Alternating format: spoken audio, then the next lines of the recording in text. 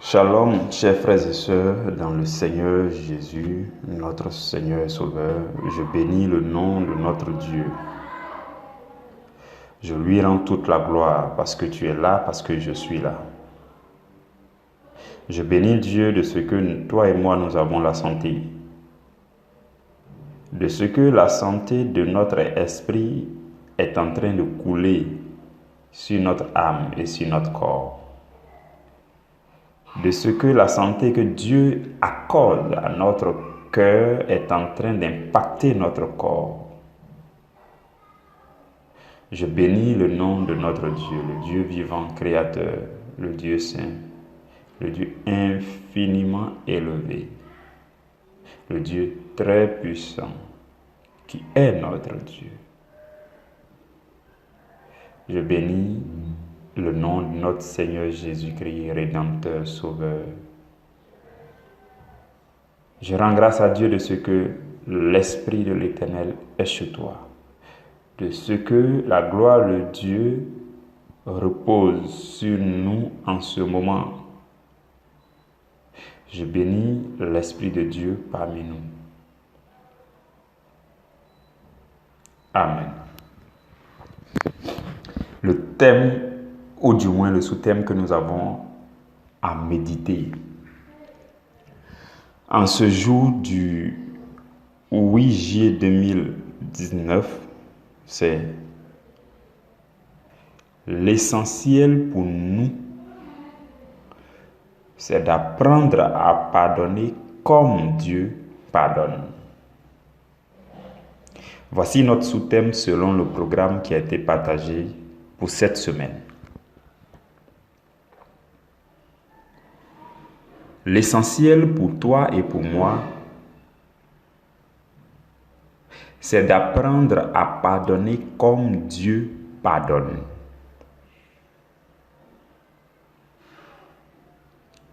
Et durant toute cette semaine, nous allons apprendre à pardonner comme Dieu pardonne. Jésus-Christ est notre Rédempteur.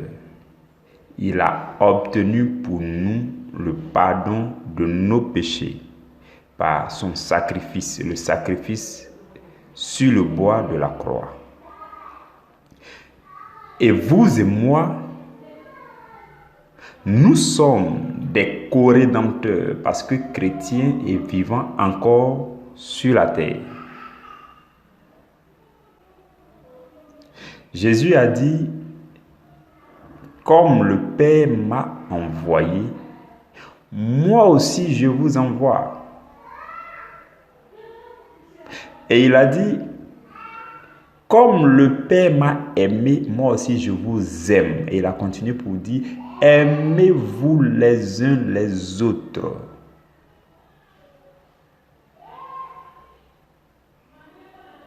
Donc, de la même façon que nous devons aimer à l'image de Jésus-Christ et du Père, de cette même façon nous devons pardonner à l'image de Christ et du Père. Par exemple, avant même que nous naissions, pour la plupart, depuis la mort de Jésus-Christ, Jésus-Christ nous a pardonné d'avance. Avant même que Jésus-Christ soit flagellé, qu'il soit crucifié, il avait déjà contemplé la coupe dans le jardin de Gethsémani et il avait pardonné. Au point où sur le bois de la croix, il a dit à son Père, Père, pardonne-leur car ils ne savent pas ce qu'ils font. Donc Jésus-Christ pardonne par avance. La chose la plus excellente, c'est d'être celui qui pardonne et non celui à qui on pardonne tout le temps. Et c'est ce que nous allons apprendre cette semaine. Cette semaine, toi et moi, nous allons apprendre du Seigneur comment pardonner, comment apprendre à être celui-là qui pardonne. Parce que celui à qui on pardonne celui-là est supposé avoir commis une faute préalablement. Donc, il est dans la position la plus défavorable parce que, ayant péché contre Dieu et contre les hommes, il est dans l'attente du pardon. S'il l'a obtenu, c'est tant mieux. Si même il a regretté le pardon pour demander le pardon afin de l'obtenir. Par contre, si tous les chrétiens apprenaient à être celui qui pardonne, le monde allait devenir beaucoup meilleur. Parce que si tu apprends à être celui qui pardonne, tu sauras que le péché, la faute, l'erreur commise par l'autre n'est pas une bonne chose et que la Bible demande de pardonner. Donc, ce que tu as pardonné, il sera difficile pour toi de toi-même commettre cela. Donc, il est beaucoup plus sage de chercher à être celui qui pardonne que d'être celui à qui on pardonne. Le thème que nous sommes en train d'étudier durant ce mois concerne deux positions. La position de celui à qui l'on pardonne, c'est-à-dire celui qui obtient le pardon, qui demande le pardon, qui l'obtient, c'est-à-dire celui à qui l'on pardonne, et la position de celui qui pardonne. Et si nous sommes en train de dire que nous devons pardonner comme Dieu pardonne, évidemment, nous devons savoir que Dieu est le seul qui occupe la position de celui qui pardonne. Dieu ne fait que pardonner parce que Dieu n'a péché contre personne pour attendre un pardon de qui que ce soit. Dieu est le seul de qui le pardon vient. Par contre, les hommes peuvent occuper les deux positions, soit celui qui pardonne, soit celui qui reçoit le pardon. Mais Dieu est le seul qui donne, qui accorde le pardon. Et c'est à lui que nous devons ressembler. Durant toute cette semaine, nous allons apprendre comment Dieu pardonne. À travers la parole de Dieu, nous allons méditer sur des versets bibliques qui vont nous enseigner comment pardonner comme Dieu pardonne. Parce que nous avons appris durant le mois surpassé à aimer comme Dieu aime. Le tout premier mois, c'est-à-dire le mois d'avril, nous avons appris à espérer ce que Dieu espère. Lorsque nous avons étudié le thème espérance. Le mois qui a suivi, c'était le thème amour. Et nous avons appris à aimer comme Dieu aime. Nous avons parlé longuement de l'amour divin qui est différent de l'amour humain. Et le mois dernier, nous avons parlé de la compassion. Là aussi, nous avons appris à avoir compassion comme Dieu a compassion de nous. Et nous avons dit que nous devons compatir aux autres. Nous devons avoir compassion des autres à l'image de la compassion que Dieu éprouve pour nous. De cette même façon, frères et sœurs, durant ce mois, nous n'allons pas trop nous attarder sur comment demander le pardon, tout ça, comment demander pardon. Parce que si on médite beaucoup et on apprend beaucoup comment demander pardon, cela suppose que nous allons plus occuper la position de celui qui pêche avant de demander pardon. Je ne sais pas si je me fais comprendre dans ce que je viens de dire. Si tu réfléchis beaucoup, si tu apprends comment demander pardon, il est bon d'apprendre comment demander pardon. Je ne suis pas en train de dire qu'il ne faut pas apprendre comment demander pardon. Mais ce que je suis en train de dire, c'est que si tu ne passes ton temps qu'à apprendre comment mieux demander pardon, cela suppose que tu seras celui qui sera le plus en faute, celui qui commettra le plus de péchés pour pouvoir demander pardon. Mais nous n'allons pas apprendre, nous n'allons pas nous attarder sur comment demander pardon, mais nous allons plus nous attarder sur comment pardonner. Parce que le péché existe déjà dans le monde. Les hommes sont déjà pécheurs. La chose la plus importante, c'est comment oublier les péchés des uns et des autres. Comment mieux oublier les péchés, comment mieux passer sur les fautes des uns et des autres, afin de leur obtenir la liberté, la guérison intérieure, non seulement pour eux, mais aussi pour nous. Comme nous l'avons appris la semaine dernière, demander pardon, c'est demander la guérison de l'être intérieur. Et donc, accorder le pardon, c'est octroyer, c'est permettre la guérison de l'être intérieur de quelqu'un, non seulement pour lui, mais pour vous également. Donc nous allons nous attarder sur comment octroyer le pardon, comment laisser tomber, comment pardonner facilement, comment pardonner même avant les erreurs, comment pardonner beaucoup, parce que la Bible dit, celui à qui on pardonne peu montre peu d'amour, mais celui à qui on pardonne beaucoup montre beaucoup d'amour. Si vous pardonnez beaucoup, que vous apprenez à pardonner beaucoup, des gens vont montrer beaucoup d'amour à votre égard. Et sans vous en rendre compte, des gens vont vous aimer. Des gens vont vous aimer sans vous en rendre compte. Je pense qu'on en avait déjà parlé durant un sous-thème, durant la méditation d'un sous-thème. Si vous apprenez à pardonner beaucoup, à pardonner facilement, même les fautes les plus grosses, vous n'en parlez pas. Parce que si vous décidez d'en parler, si vous décidez de blâmer la personne, si vous décidez de gronder la personne, si vous décidez de faire quoi que ce soit pour vous plaindre, vous avez déjà votre récompense. Ça, c'est très capital. Il faut que chacun de nous retienne cela. Si quelqu'un est en faute contre vous et que vous décidez de vous plaindre, d'en parler, de lui faire le reproche, avant même de lui pardonner, soi-disant pardon, vous avez votre récompense. Parce que vous vous êtes déchargé, vous vous êtes libéré en parlant de ça, en le blâmant, en le condamnant, en parlant. Peut-être même en médisant à son propos. Donc vous avez déjà votre récompense. Par contre, ce qui serait sage, c'est de se taire, de pardonner à la personne.